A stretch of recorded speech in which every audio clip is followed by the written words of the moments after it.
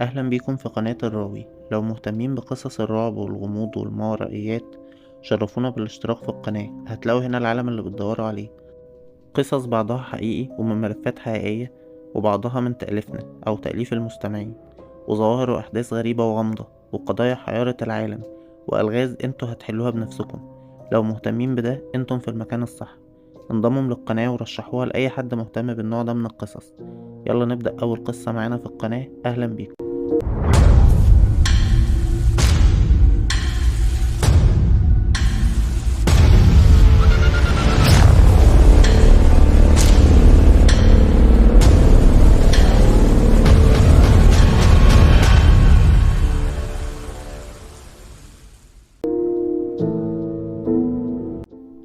القصة بتبدأ في شتاء 2001، قرية صغيرة في مصر. شاب اسمه حسن اتقتل في ظروف غامضة. حسن كان من أحسن الشباب اللي في القرية بتاعته، كان مهتم جدا بدراسته وأخلاقه الكل عارفها وبيشيد بيها.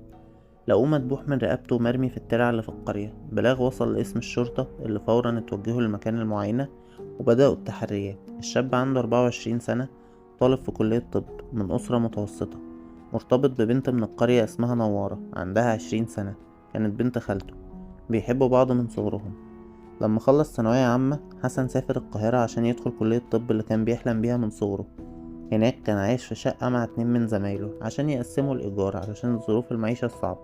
كان اسمهم مهند وعلي، اللي كان بلديات حسن، وكان بيحقد عليه من صغرهم لأنه كان دايما أشطر منه وحاول يطفشه كذا مرة من الشقة. وده كان أول واحد في المشتبه فيهم. تاني حد من المشتبه فيهم كانت نوارة بنت خالته اللي مرتبط بيها، وأبوها كان جزار واخواتها شغالين معاه.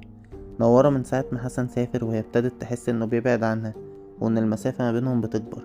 وزود الشك ده علي اللي كان صاحب اخوها وكان دايما بيتعمد يقول قدامه ان حسن البنات كلها معجبة بيه في الجامعة وقد ايه شايفينه مكافح وراجل. وده زود قلقها اكتر واكتر، وعلي كان بيتعمد ده.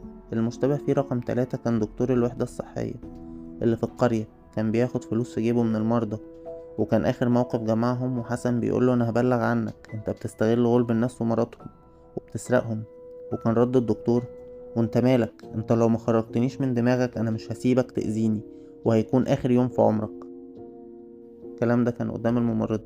اتضح للشرطة ان الجريمة حصلت الساعة 2 الصبح، ولما حققوا مع المشتبه فيهم كانت دي ردودهم.